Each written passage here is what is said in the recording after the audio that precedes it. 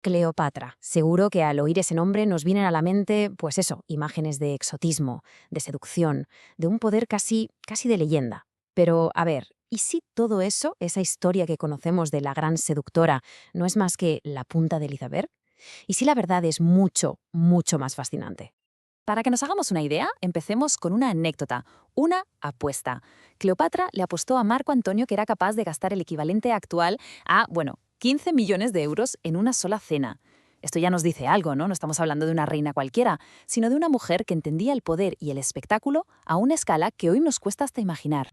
Y aquí está el kit de la cuestión, el centro de todo este análisis. Por un lado, el mito, la seductora legendaria que usó su belleza para manipular a los hombres más poderosos de Roma. Y por otro, la realidad, que nos muestra una cara muy distinta, la de una estadista, una diplomática y una estratega formidable que luchó con uñas y dientes para proteger a su pueblo. Bien, ¿qué vamos a ver hoy? Primero, iremos más allá de ese mito. Después, nos meteremos en su herencia, en cómo llegó al trono. Veremos el momento clave, la llegada de César. Analizaremos cómo fue como reina y estratega. Y finalmente entenderemos por qué su legado ha llegado tan distorsionado hasta nosotros. Venga, pues empezamos.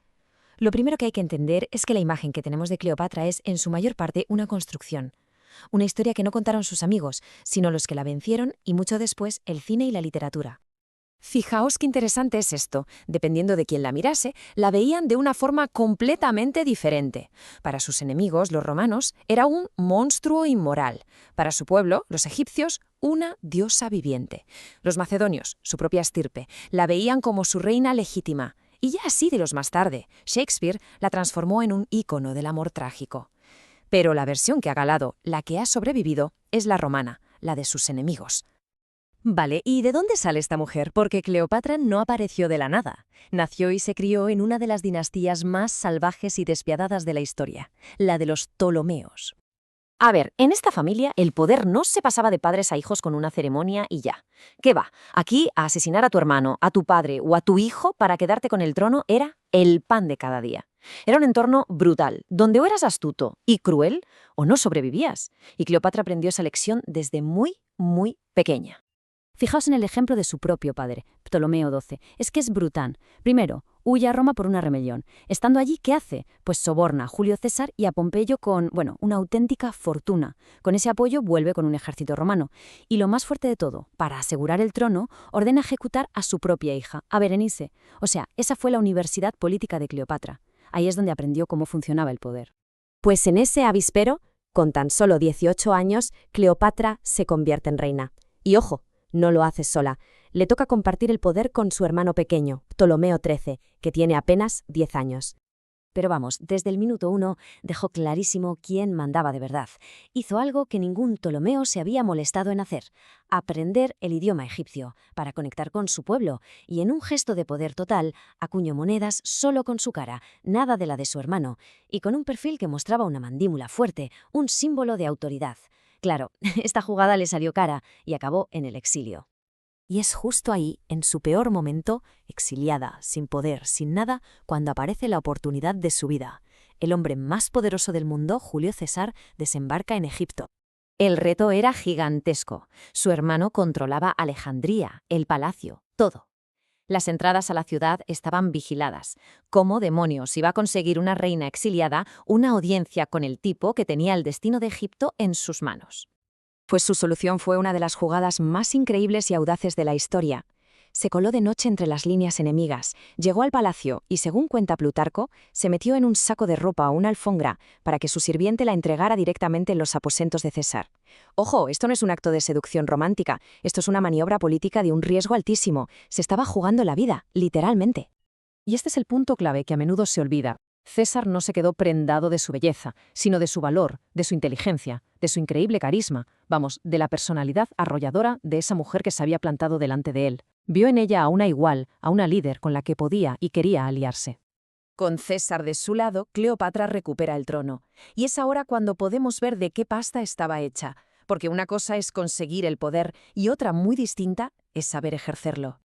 Lejos de ese mito de reina perezosa que solo piensa en lujos, Cleopatra fue una gobernante curranta. Reorganizó la economía del país para que funcionara mejor. Durante una hambruna, ¿qué hizo? prohibió que se exportara grano y vendió sus propias joyas para comprar comida para la gente. Y además, se presentó como la reencarnación de la diosa Isis, conectando a un nivel muy profundo con sus súbditos. Gobernaba para Egipto, y su pueblo lo notaba.